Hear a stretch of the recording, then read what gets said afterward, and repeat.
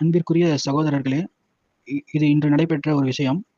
இந்த எஸ்ஐஆர் பணிகளுக்காக 10 நாள் தங்களுடைய பூத்களிலே போய் உங்களுடைய விவரங்களை நீங்க சொல்லி உங்களுடைய ஃபார்ம் நிரப்பிக்கலாம் அப்படின்னு சொல்லி ஒரு அறிவிப்பு செஞ்சிருக்காங்க. இந்த அறிவிப்புல இன்னைக்கு புரஷவாக்கம்ல இஎல்எம் ஸ்கூல்ல நடைபெற்ற ஒரு விஷயத்தை நான் உங்ககிட்ட ஷேர் பண்றேன். இந்த வாக்காளர் ஆல்ரெடி வந்து அவர் விவரங்கள் எல்லாத்தையும் அந்த பட்டியலிருந்து எடுத்து 2005 பட்டியலிருந்து எடுத்து, அதுவும் அவர் அந்த நேரத்துல ஏழுமலை தெருவுல இருந்திருக்காரு, பயனாவரம்.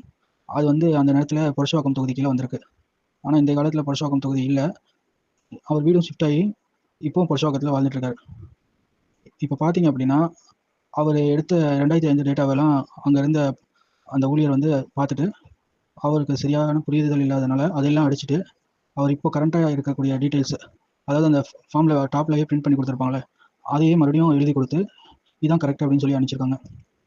இவ்ளோ சுலபமா ஒரு விஷயம் இருந்துச்சுன்னா, இதுக்காக எல்லாமே வந்துட்டு இவ்ளோ கேம்ப்ஸ் போடுறாங்க, இவ்ளோ பேர் வந்துட்டு இத பார்த்து பயப்படுறாங்க, இவ்ளோ டிவில இவ்ளோ எக்ஸ்ப்ளனேஷன் குடுக்குறாங்க. மேல இருக்கக்கூடிய ஒரு விஷயத்த எடுத்து அப்படியே கீழ எழுதுறதுக்காகவே இவ்ளோ பெரிய ஒரு ஏற்பாடு நடந்துட்டு இருக்கு அப்படின்றத யோசிக்கணும். கொஞ்சம் கவனமா இருந்துக்கோங்க. பிஎல்ஓ எல்லாருமே வந்துட்டு எல்லாமே தெரிஞ்சவங்களா இருப்பாங்க அப்படின்னு சொல்லி நீங்க திங்க் பண்ணாதீங்க. நாலேஜ் இருக்கக்கூடிய பிஎல்ஓஸ் இருக்காங்க. நிறைய சர்வீஸ் பண்றாங்க. நல்லா கரெக்ட்டா எழுதுற எவ்வளவோ பேர் இருக்காங்க. மொத்தமா பிஎல்ஓ பத்தி இத சொல்றதுக்காக நான் இந்த ஆடியோ போடல. ஆனா வந்து நீங்க தான் வந்து உங்களோட விஷயத்த ஊர்ஜிதப்படுத்திக்கணும். நம்மளோட விஷயம் எப்படி வந்துட்டு ரெக்கார்ட்ஸ்க்கு போகுது அப்படின்றத சரி பார்த்துக்கோங்க. நீங்க 2 ஃபார்ம் ஃபில் பண்றீங்க. ஒரு ஃபார்ம் வந்து உங்க கையில இருக்கு அப்படின்றதையும் தாண்டி, நீங்க எந்த ஃபார்மை சப்மிட் பண்றீங்களோ அதையும் ஒரு ஜெராக்ஸ் எடுத்து வச்சுக்கோங்க. ஏன்னா அடித்தல் திருத்தல்லாம் வந்து அக்செப்ட் பண்ணப்பட்டதுனால பிஎல்ஓ அவர் புரிதல்னால அவர் அடிச்சுட்டு கூட எழுதலாம் ஒரு நல்ல எண்ணத்துல அவருக்கே புரியாததுனால. அது வந்து நீங்க தான் அடிச்ச மாதிரி அது என்டர் ஆயிரும். அதனால நீங்க என்ன கொடுக்குறீங்களோ கொடுக்கும்போது ஜெராக்ஸ் எடுத்து வச்சுக்கோங்க. இதை வந்து எல்லாருக்கும் பகிருங்க. இது வந்து பிஎல்ஓ பத்தி குறை சொல்றதுக்கான இது இல்லை. அவங்களும் நம்மள ஒருத்தவங்க தான்.